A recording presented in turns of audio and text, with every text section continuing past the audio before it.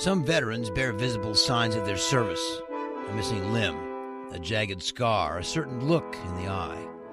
Others may carry the evidence inside them: a pin holding a bone together, a piece of shrapnel on the leg, or perhaps another sort of inner steel, the soul's ally forged in the refinery of adversity. Except in parades, however, the men and women who have kept America safe wear no badge or emblem. You can't tell a vet just by looking. But what is a vet? He is the cop on the beat who spent 6 months in Saudi Arabia sweating 2 gallons a day, making sure the armored personnel carriers didn't run out of fuel. He is the barroom loudmouth, dumber than 5 wooden planks, whose overgrown frat boy behavior is outweighed 100 times in the cosmic scales by 4 hours of exquisite bravery near the 38th parallel. She or he is the nurse who fought against futility and went to sleep sobbing every night for 2 solid years in Da Nang.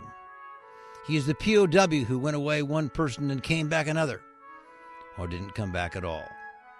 He is the Quantico drill instructor who has never seen combat but has saved countless lives by turning slouchy, no-account rednecks and gang members into Marines and teaching them to watch each other's backs.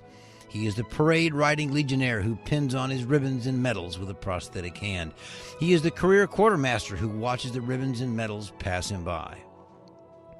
He is the 3 anonymous heroes in the Tomb of the Unknowns, whose presence at the Arlington National Cemetery must forever preserve the memory of all the anonymous heroes whose valor dies unrecognized with them on the battlefield or in the ocean's sunless deep. He is the old guy bagging groceries at the supermarket, palsied now and aggravatingly slow, who helped liberate a Nazi death camp and who wishes all day long that his wife were still alive to hold him when the nightmares come. He is the ordinary and yet extraordinary human being, the person who offered some of his life's most vital years in service to his country, and who sacrificed his ambitions so that others would not have to sacrifice theirs. He is a soldier and a savior and a sword against the darkness. He is nothing more than the finest, greatest testimony on behalf of the finest, greatest nation ever known. So remember, each time you see someone who has served our country, just lean over and say thank you. That's all most people need, and in most cases it will mean more than any medals they could have been awarded or were awarded. 2 little words that can mean so much. Thank you. It is the soldier, not the reporter, who has given us freedom of the press. It is the soldier, not the poet, who has given us freedom of speech. It is the soldier, not the campus organizer, who has given us the freedom to demonstrate. It is the soldier who salutes the flag, who serves beneath the flag, whose coffin is draped by the flag.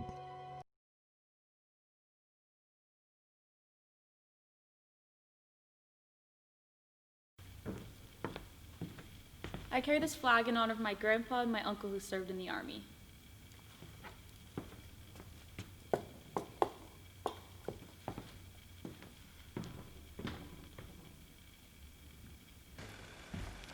I carry this flag to honor my cousins serving in the Marines.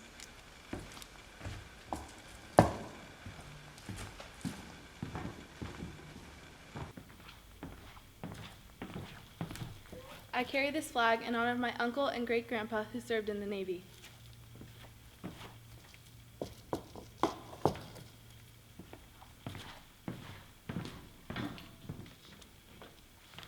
I carry this flag as a future airman.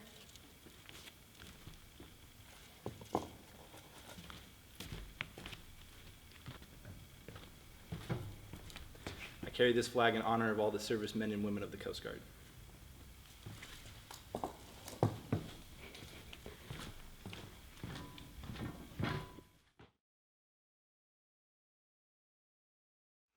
America's White Table or Missing Men Table ceremony is held to acknowledge the inability of our missing to be with us, and to honor those men and women who left all they held dear to serve in America's armed forces, and especially those who made the ultimate sacrifice for our country. These tables have stood in the dining halls around the country of the Army, Navy, Marine Corps, and Air Force since the Vietnam War ended. The tables honor the men and women who serve in America's armed forces, especially those missing in action and prisoners of war. It was just a little white table. The small table represents one soldier's lonely battle against many. The white tablecloth symbolizes the purity of a soldier's heart and motives when answering the country's call to duty. The vase is tied with a ribbon, symbol of our continued determination to account for our missing.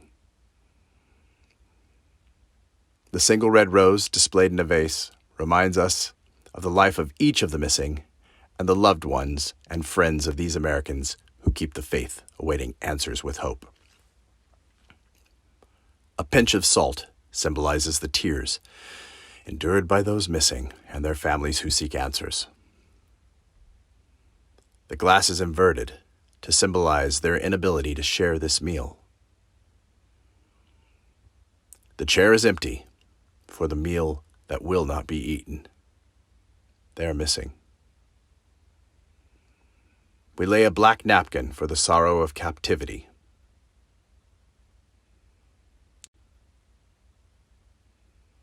The white candle stands for peace and to remind us that America will always be the light in a world of darkness.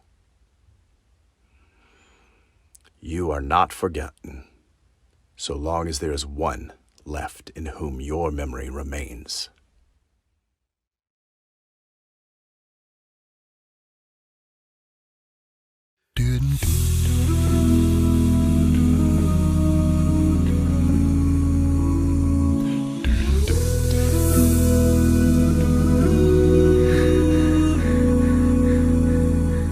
If tomorrow all the things were gone, I'd work for all my life, and I had to start again with just my children and my wife.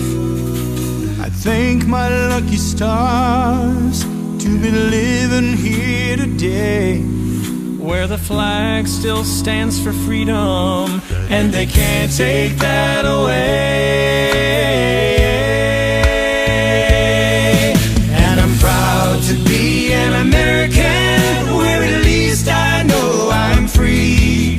And I won't forget the men who died, who gave that right to me. And I gladly stand up next to you and defend her still today, 'cause there ain't no doubt I love this land. God bless the USA. God bless the USA.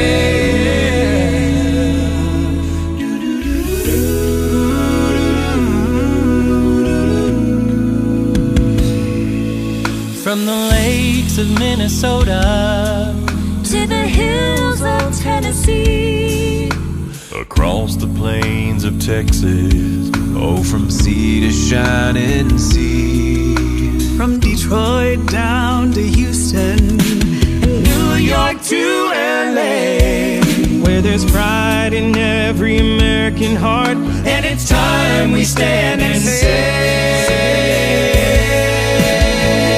oh, and I'm proud to be an American, where at least I know I'm free, and I won't forget the men who died, who gave that right to me. And I gladly stand up next to you and defend her still today, 'Cause there ain't no doubt I love this land. God bless the USA. God bless this country.